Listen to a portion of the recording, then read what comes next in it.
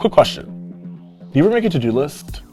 You feel super productive, but then you ignore it the next day. Or worse, you look at the same list and somehow feel more overwhelmed than you did before.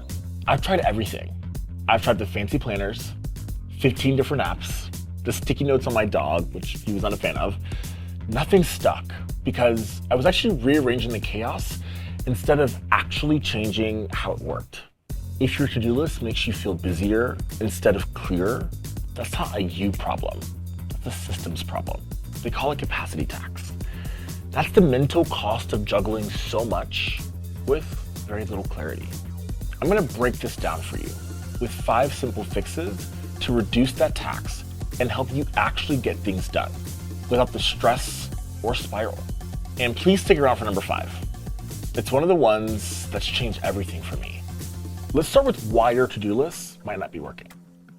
From the outside, it seems simple. Write stuff down, do stuff. But we all know that doesn't really work. Why? Because most to-do lists don't really manage your work. They track it. And there's a huge difference. That's the capacity tax that I mentioned before. Listen, you're not lacking motivation, you're dealing with overload. Studies show that 63% of employees say their work is disturbed by too many tools at once. And it's not just tools. 44% of workers say that they dread meetings, and that meeting overload alone now eats about 5 hours a week on average. That is not a discipline problem. Here's a trap I fall into all the time. I put stuff on my list that isn't really actually a task. It's a whole project in disguise. Things like launch Q4 campaigns. They kind of sound like tasks, but they're not. They're actually outcomes. The fix for number 1 is pretty simple. Do not let projects live on your to-do list. Break them down into steps that you can actually do. A good task is something you can finish in one setting. Something like draft an intro slide for Q4 deck or review feedback from onboarding survey. I personally like to use a work management tool called Asana to map the big picture first, like a portfolio or goal for Q4 campaign. And then I use Asana AI to really help me break that work down into projects, task, or even subtask. That's why I'm not starting with one big vague task. I'm looking at the path, and every step feels more and more doable. Big ideas are always important, but your brain needs small steps to act. When your list is full of real actionable tasks, it stops being intimidating and actually starts feeling pretty useful. Fix number 2, let's talk about focus. If you're anything like me, you start the day with really good intentions and a list of 12 things that you really need to do. By noon, you've answered 40 emails, and by 3 p.m., you've finished one of those tasks. The problem isn't your work ethic. It's really decision fatigue. Your brain only has so much fuel each day to decide what actually matters. If your list is overflowing, you're burning energy just trying to choose. So here's what I do. I pick 3 priorities, max, for the day. They all go to the top of my list. If I get through those, everything else is an added bonus. You can do a lot in a day, but you cannot do everything. Fix number 3.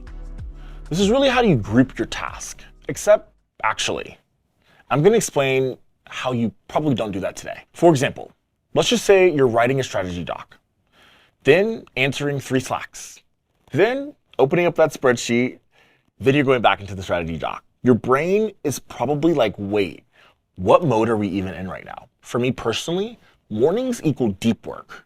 Afternoons, that's my admin work time. I group all of my calls together, and I do not check messages mid-focus block. For me, this is more than efficiency.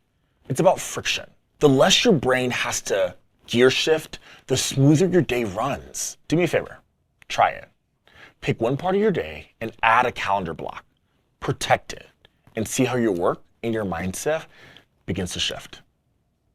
Now we're at tip number 4. You ever look at your task and think, oh wow, I've been ignoring this task for 3 weeks, 4 days, and 72 seconds. Same. Most tasks don't have shelf life, so they just sit there. They make us feel guilty every single time we scroll past them. That's why this fix really does matter. Make sure that every single task gets a due date. What this does is it erases your mental inventory of always keeping a tally of what needs to get done and when. The system will do it for you. I like to use Asana for this.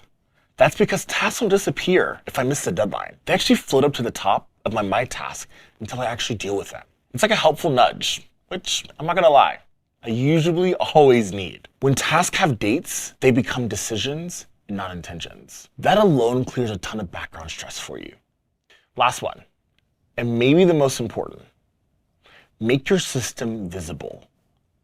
A lot of us actually do plan, but our plan lives across Slack threads, random docs, unread emails, and the 6 open tabs we're petrified to close. And then do me a favor, pick one place for everything, your goals, your deadlines, and your task. If your brain has to go hunting, it's gonna start dropping balls. For me, that's Asana.